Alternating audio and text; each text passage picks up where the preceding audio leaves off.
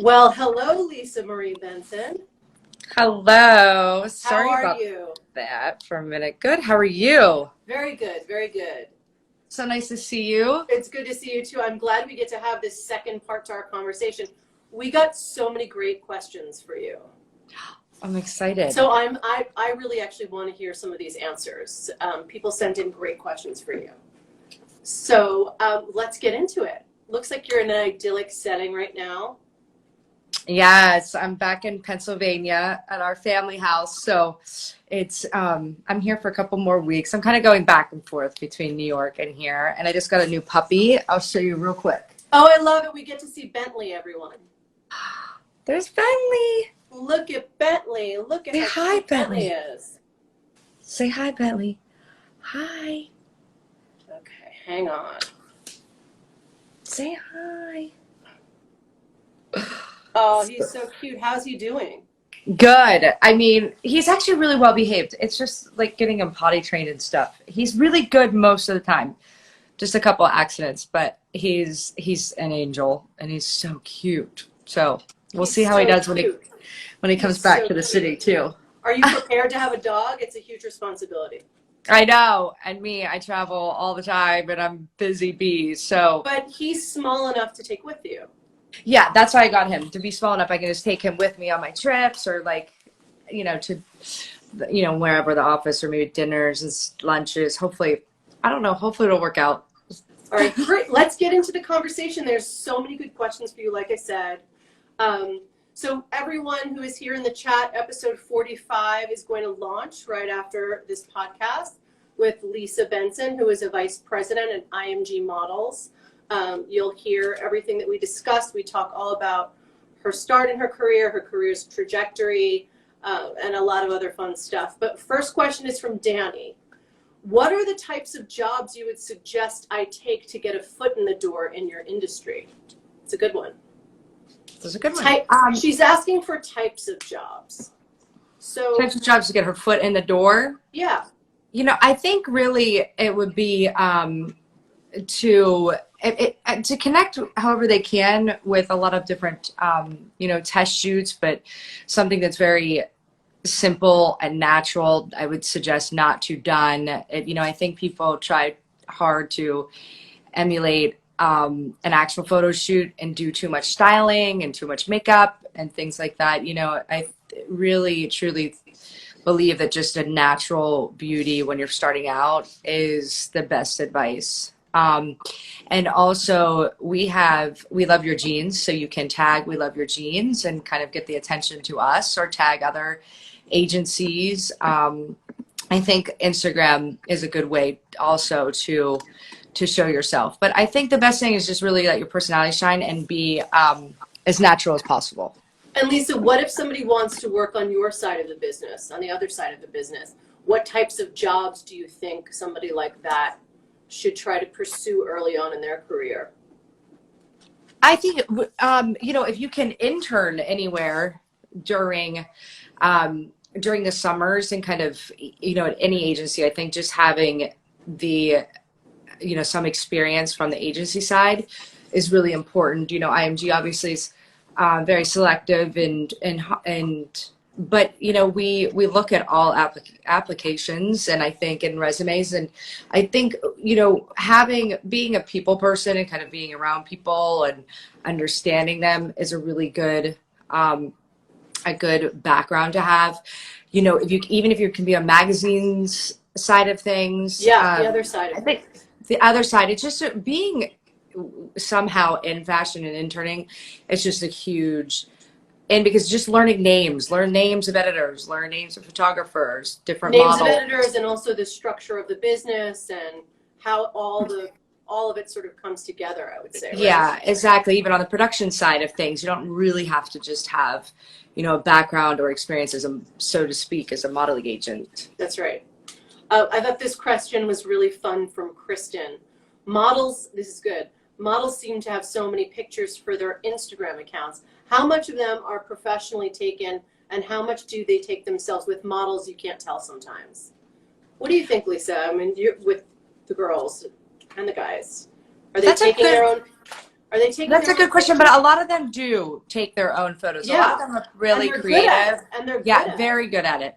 A lot of them are very, very good at it, and also have taught themselves to be good at it, because that's, you know, it is essentially their job. And I think some of the most successful models have learned to do that. But of course, some have, you know, models have photographer friends, and also, you know, some days if they're not working, want to just go and shoot some things and street style shots. And, you know, I think it's a good mix. it. Yeah. Corey, who are you talking to on a daily basis for your work? I thought that was kind of interesting too. I think Corey's asking, what types of people are you talking to on a daily basis?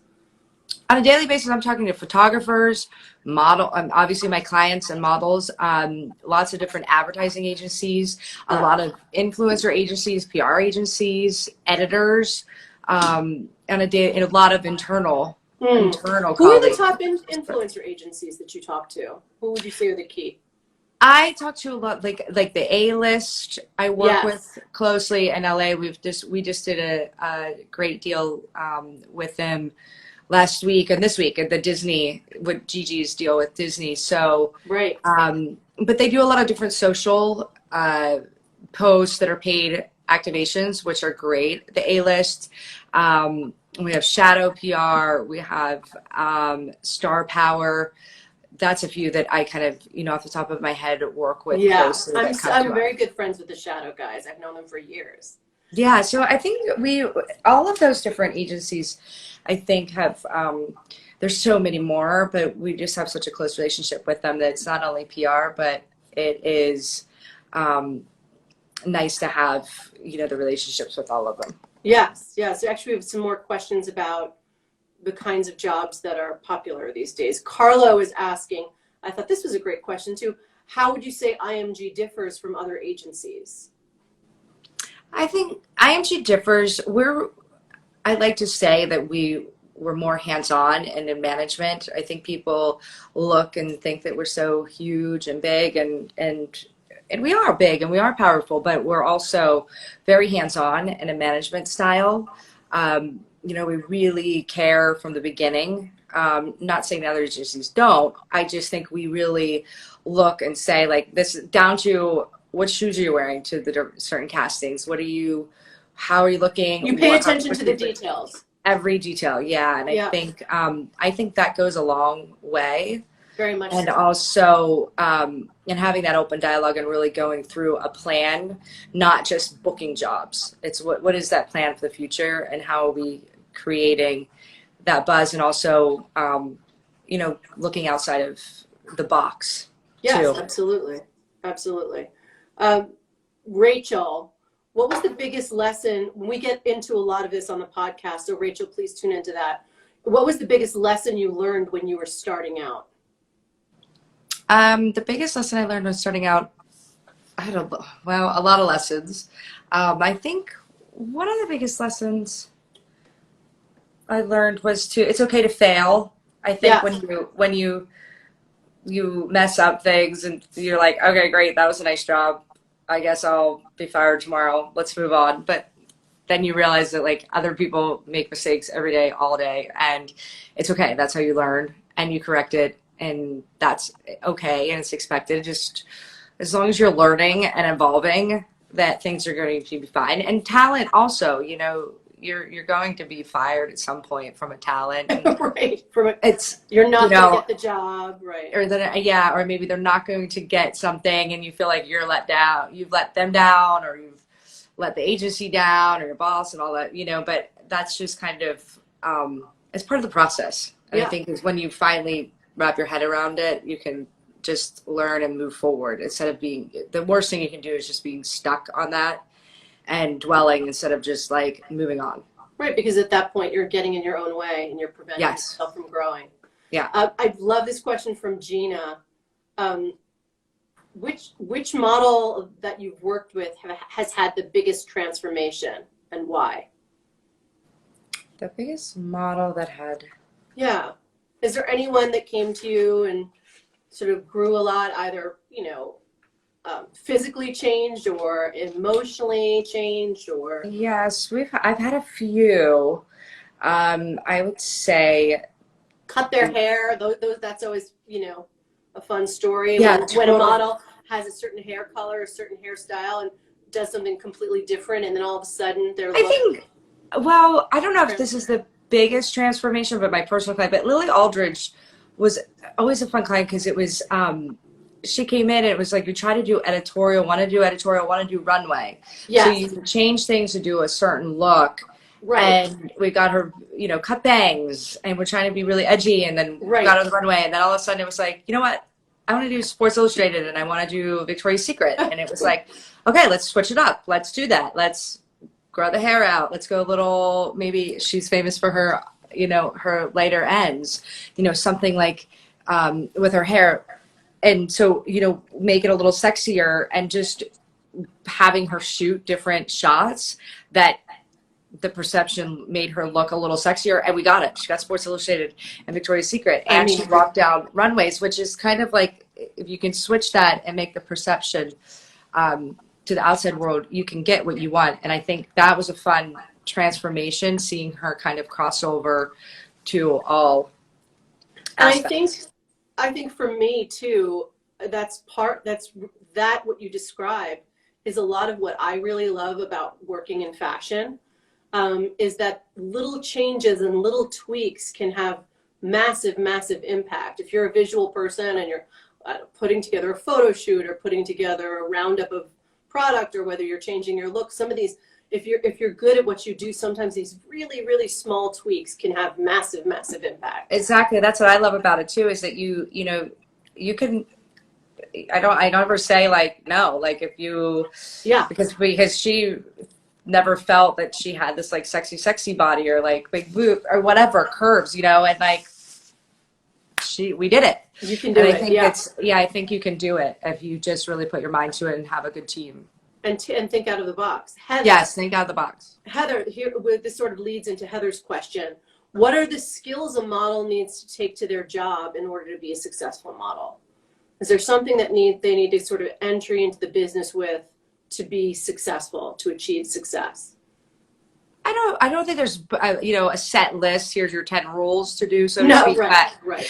I think that you should come in with confidence. I think that is really beauty is inside and out, and I think if you come in as that and also pay attention to everyone that's working, whether it's the intern, the assistants, the assistants, makeup people, like everyone there plays a huge part, not just maybe who got you the job or the bosses or the CEOs and whoever, because there's so many different avenues to come in. And I think that's a good way. And also treat it as a job. It's like us. Who are you connecting with? Who's your network? How are you keeping those relationships? Who are you meeting on set and really taking it further? What's your relationship with your management team? And I think you have to take it very, very much seriously, and just have, but you can, and be yourself. Yeah, that's great advice. Kelly, have you ever decided not to sign someone, but they came back to you and then you did? Yes, absolutely. What changes did they make, Lisa, in a case like that? What typically happens if that happens all the time, I know that happens, right? People will come and see you. It's not the right time to sign them. And then there comes a time when it is. What typically happens in that period of time that makes you say, okay, now you're ready for us? Sometimes it's just they need to grow. Maybe they were young and they came in and just, it was all new to them. And maybe it was coming to New York and maybe they're from another country or something, I think like everything. And then they get some experience or lived in New York for a little longer and get over that. It could be a different, or maybe it's just as simply as growing into your own body and coming back in and having that confidence and feel really good. Yep. So I think it can go, it kind of just depends. Cynthia has a question. I like this one too. This is cool. What advice do you have for a young mother whose 11-year-old daughter shows promise for top modeling? Wait, so what advice do you have for a young mother whose 11-year-old daughter shows promise for top modeling? She was promised for top? She's showing promise to be a top model. Oh, yeah. As an 11-year-old. An 11-year-old. Like she's I think my advice is, I like we like to sign a little bit older. I Yeah. think it's important to have some childhood experience and also an education too. Yep. We, you know, And we what do age is that, Lisa, for you guys typically? Excuse me? What age is that typically? Usually we like 18 now. Yeah. Of course, there's always an exceptions in certain things. We're not ever just saying it's just 18, but there are exceptions. But because you just have evolved and you've grown and kind of can come in, and I think it's good that way. But I do understand though, young girls like myself, even you have dreams and you want to, and I think maybe that inspires her daughter. So you don't really want to take it away either, but maybe it's with a local agency. Showing promise, is there anything that she can do as a mom to sort of prepare for that moment when she's 18 and they're ready to go see agencies? Yes, maybe it's just a local agency where they're at, okay, and kind of getting some experience with a local agency. You can also always have her on the radar with the different top agencies. We've done that and kind of you have, and it's just seen potential, obviously. But I think that could be, or if they know, reach out to any sort of photographer or something that might be local. But I always think that's good advice. And get some pictures. Mm-hmm. Mara, what are the most common gripes models have on jobs? The most common gripes. Oh, about jobs? Yeah, on jobs. Yeah, like, on jobs, certain things. Well, sometimes could be that maybe they get on set and it wasn't exactly how they thought it was going to be. And that could be we know that could be for a number of reasons, right? I mean, sets are. We definitely talk about this on the podcast. That mm-hmm. sets are really wonderful because they can be very, very creative, and a lot of times things do come together very last minute, and you can't always predict what's going to happen on set. And sometimes that's a wonderful thing, and other times there are challenges. So yeah, exactly. And I think it's important to understand the team, and things are always evolving, and it might not be the team's fault that they did, things should change last minute. And but I do think it's important too to work with, hopefully who's on set, production will work with the model too and say, this has changed. How do you feel about it? Make them be a part of it. We always can hope for that. Some other things might be that there might be multiple girls on set. There's supposed to be one girl. They might get there and it's a lot of waiting around sometimes. And they want it to keep moving, where you feel like you could get the shots done in 3 hours, but they have 8 hours. The waiting around that we all do for this work. You told a story on the podcast about a set that was particularly active, right? Remember, there was a big job. Tell a little bit of that story, because I feel like that pertains to something that Mara's asking here, where a set with you pictured a job a certain way, and the model gets to set, or the talent gets to set, and wow, boy, was it different. Can you explain what happened? Yeah, they were it was supposed to be just on set. It was supposed to be I think it was a Black Friday sale sort of thing. So you would think it was just there and they're shopping. It was shot in the actual store, so you think it was just being shot and active and kind of going around shopping and grabbing things, but they wanted it like full on like cat fight and like running after the clothes and different things, and the girls ended up like falling over, and one got hurt, and one girl the next day had bruises all over her body, and it was just turned into a little more where you just didn't think that you had to. Who knew that it was going to be this? Yeah, this intense, moment, this active. Yeah, that's really funny. But it all worked out in the end, right? Yes, it did.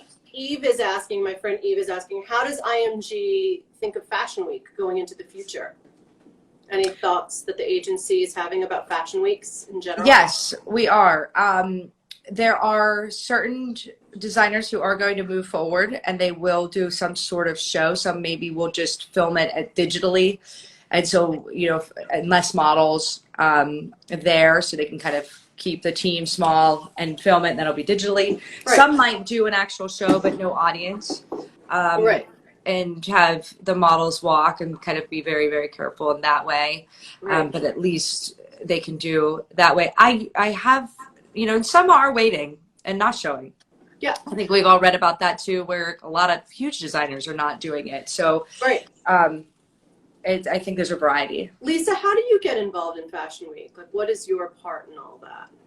Well, since IMG owns Fashion Week, Yeah. I'm a little more involved and Yeah. work with the You team. would have to be, yeah. Yeah, and also we like to work closely with them. Maybe it's on the sponsors that are coming in. How can we help them grow that with our talent, and how can our talent get the exposure with some of that? Yeah. Some of the sponsors like BMW, or I work closely with them in that aspect. We work on different deals that work with talent, so it's great because they want to use IMG talent, and we want them to be a part of BMW. So that's a good relationship. Also, maybe with designers, we work with their designer relationships. How can, obviously we have so many different relationships. How can we help to just kind of grow and have them show with IMG rather than other venues? Right, right. Stacy, what are the top, I like this question too a lot. I'm curious about the answer to this. Because I work with so many myself, what are the top qualities in the photographers that you tend to work with? The top qualities. What do you look? Yeah, for the photographers that you gravitate toward and work with often, what I think it depends, what they're shooting. So, for Right, instance, of course. if they're shooting catalog or whatever they're shooting, it might have a good name because they've just got done shooting a lot of different editorial. So a catalog job then turns into a little more significance because you want the model to not only make money but also work with a photographer that is also shooting great editorial. Yes.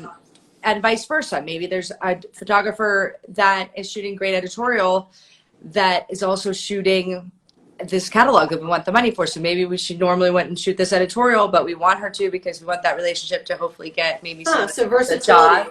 That makes sense. I think it's versatility. Yeah, exactly. And I also, obviously, I think anyone who has a vision and who really wants to work with the model and what are they creating, and the mood board and the detail, I think and to come to life is just really, I think it's unbelievable. And also some that so just mood boards are really important to you. Yeah, mood boards are really important. I think it's always. I've noticed that with IMG. Yes, they are.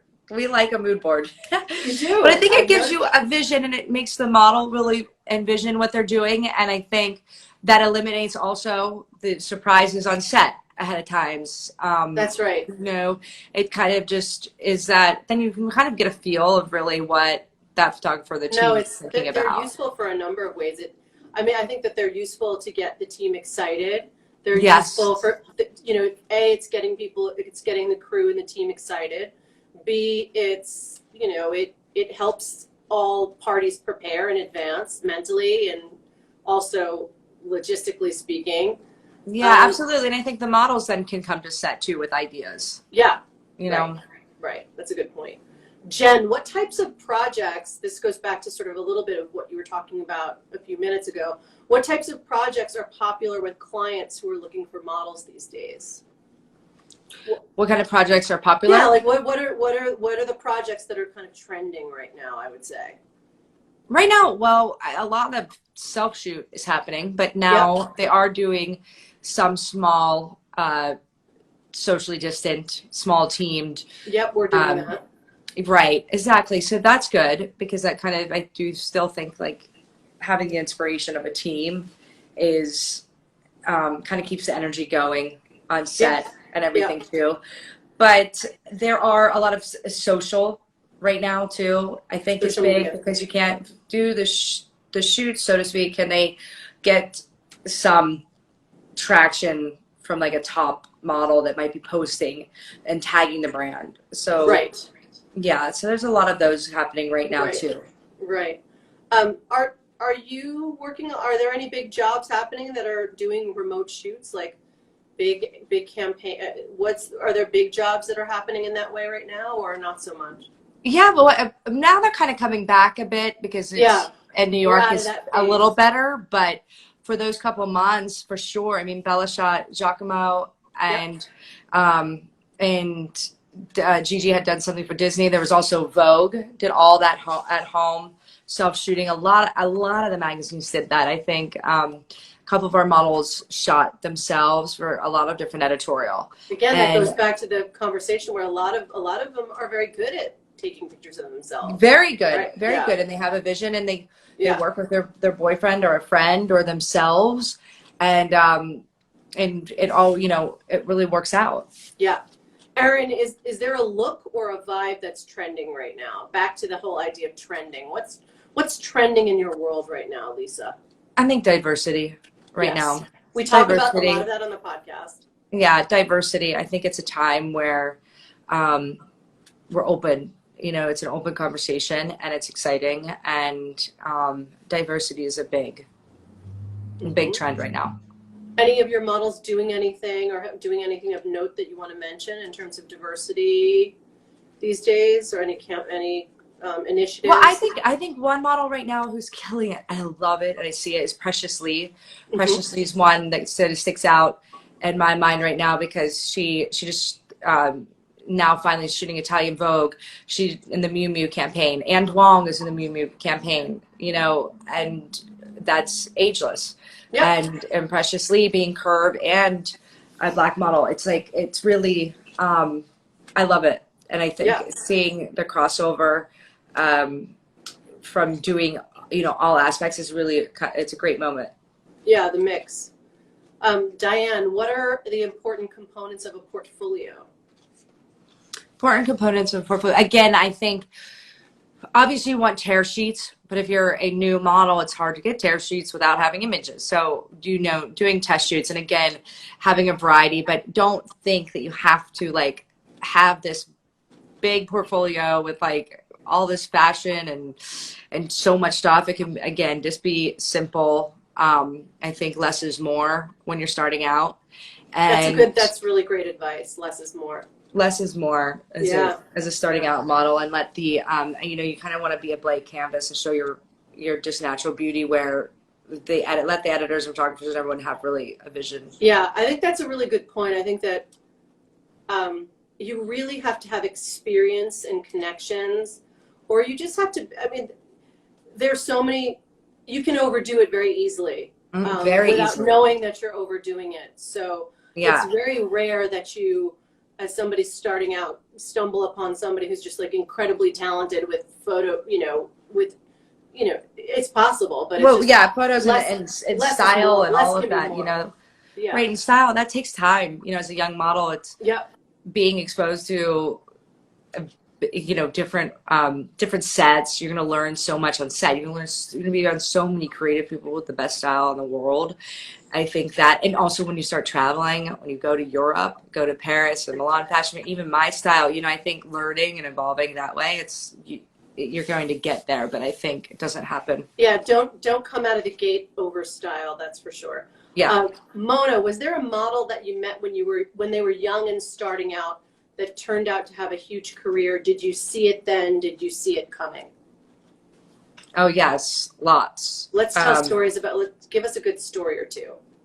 I think one was Chrissy Teigen walked in and had the biggest personality. She was so awesome and fun and loving and shine, and she was not the typical model that we're going to throw down a runway or anything. It was something bigger, and it was how could we create that and work with her. And she had such a, what she does on Twitter and Instagram she's so smart, and I think people. She's one of a kind. One of a kind, and really smart, and witty, and I think it's harder than you think to do. It's very hard. It's very hard. Some people can just speak in sound bites. Yeah. And Chrissy's one of them. So that answers a question from David. We had a question from David, which was, what was she like when you first met her? So you're saying lots of personality. You could instantly. Funny, sassy, and but also she had a plan. She knew what, she wanted and envisioned, and I think it just took a minute to get there and figure that out. Do you remember kind of what that conversation was like? What she was sort of saying?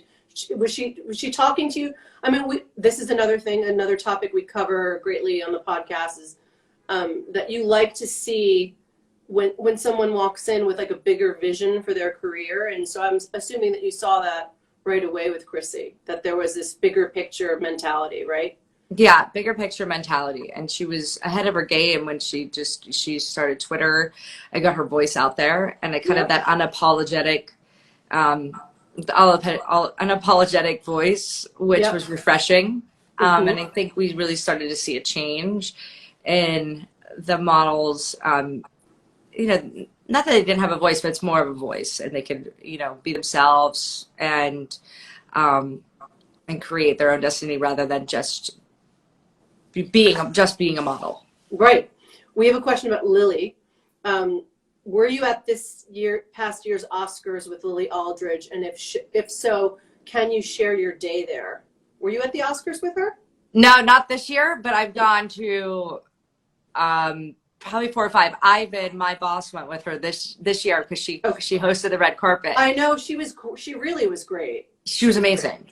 She was amazing. I was blown away. I watched that in real time, and I said, "My God, has she been doing this for years?" Like that, she was great. I know she's incredible, and I think but Ivan was, but the day to day, I've been with her give us a day in the life at the Oscars for Lisa Benson. I think that it's really it's I've been to many and it's really fun, but it's very glam. But it's also really, really hectic.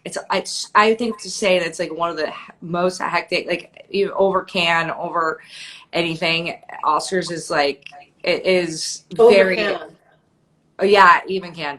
Because it's very, you know, it's so exclusive. So the models that are there, you know, and it is also, it's Hollywood. So it's an actors and actresses moment. But they love fashion, and they want our clients and our talent there as well. And it's also a time to network, but it's very, you know, it is a great event, but it's work. Like you're there to meet the people and network and get the photos done, and are the dresses done and their makeup's coming. Like all day long? Are you like dressed and ready to go? Are you ready for like? Oh yeah, for me, I get ready at like 10 a.m. because and you're in your outfit. I'm in not the gown, but like hair, makeup. I get everything done early because it's not about me; it's about the talent. Right. But of course, you got to get I want to look great to be a part of it too, make them proud. But you want to just get that out of the way because then you have to really attend to them and take care of them and make sure everything's going smoothly from like styling and hair and makeup and people arriving, the cars. It's a timing thing too, right? It's a domino effect of timing.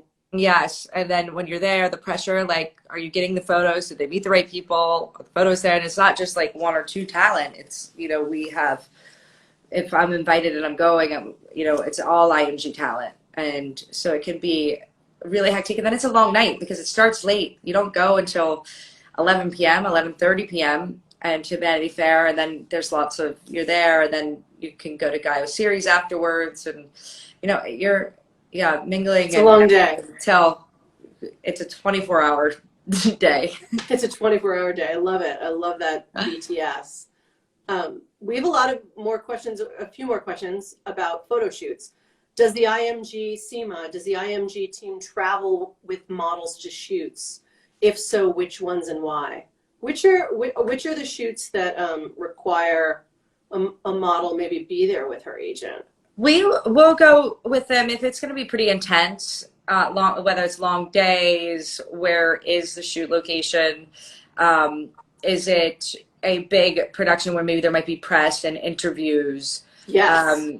There might be, if it's very detailed in that sense, or if it's commercial, what are the different commercial points? And, you know, I think when you have a major talent on set, things are coming at them at all times, and it's good to have someone that's close with them there to kind of be the buffer, like it's to manage it all and not feel that they're being taken this way and that way, and kind of and we're the best at managing that, right? Like, no, not right now, let's do it at the end of the day, let's do that, you know, and it just helps everyone. I mean, you can keep score of all that's going on, and keep it going smooth and keep everyone happy. Evan, what was the last photo shoot you were on? The last photo shoot I was Yeah, on. do you remember? That Yes. probably had to be months ago.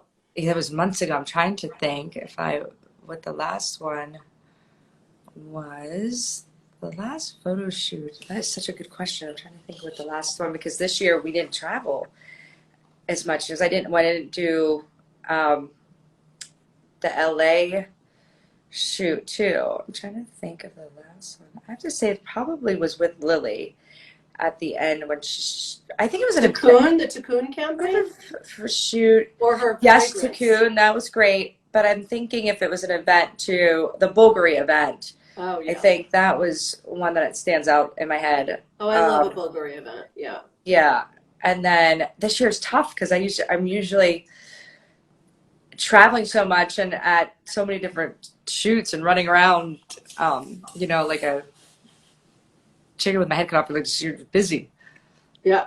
Yeah. Okay. Final question, because we actually covered this from Sunny. We talked about people planning photo shoots these days. You said a lot of people have gotten started doing self shooting. Now people are sort of back into the swing of things. I can attest to that too. That's kind of where everything's at. Last question is from Maya. What did you work on this week? What did I work on this week? I am working actually on 2 huge campaigns. And we're trying to cast the next girl. So I'm kind of working with that agency and then our team to see if we can kind of come up with the right number, the right budget. Right. Is it the right project? Maybe it's too many social posts. Can we bring that down? Is it too many service You're negotiating a big deal. We're negotiating a huge deal. Yeah. And then the other one is we finalized the deal. And we're working with Italy. So that's a time change, but they're open and they're up and running and it's exciting. And I can't wait for everyone to see that. It's going to be a really great campaign. I can't share it yet, but I'm very intrigued. Yeah, but just finalizing, it's a lot, going through the different contracts and work with the lawyers and finalizing, making sure the press and, and the talent's lawyers and our lawyers and their lawyers and kind of everyone agrees on all the terms. Once the talent agrees, then you still have a lot of work to do to get through the contracts. Yeah. How long does a deal typically take to get through negotiations? Is there a if it's a simple deal that we just do, it's transactional that we do a lot of those, that can just be a day or two. Yeah. But if it's a big campaign and very in depth and a top talent, those can take up to a month to kind of get through. But this one, it was tricky this year, but this particular conversation for this brand started at the end of last year. It started in December. But obviously, we're in different times. You're picking things back up, though. That's exciting. Yes, we are picking things back up. And that's the good news, is that, things as they open, companies do still need to sell and it's still important. So so that's one thing. And then other things I was doing this week, just really keeping the conversation going with talent, keeping them inspired. Right? Yeah. And different ideas. Is talent sort of scattered all over, wherever, you're all over. All Europe, Sydney, New York, at home, certain places, but LA. Yeah, a lot everywhere. Yeah. And Europe is opening up though, and Europe is doing really well. So, and I think New York's in a good place, but it's difficult to get anyone into New York. So it's either you're there or it's one or the other. You're not, because we've got 35 states that I think it's up to 35. Right. So you kept the quarantine. Right. All right, Lisa, it was great catching up with you. Everyone, episode 45 is launching right now with Lisa Benson. We're on Apple, we're on Spotify, Stitcher, and Google Play. Thank you so much. I love talking with you. Of course, same.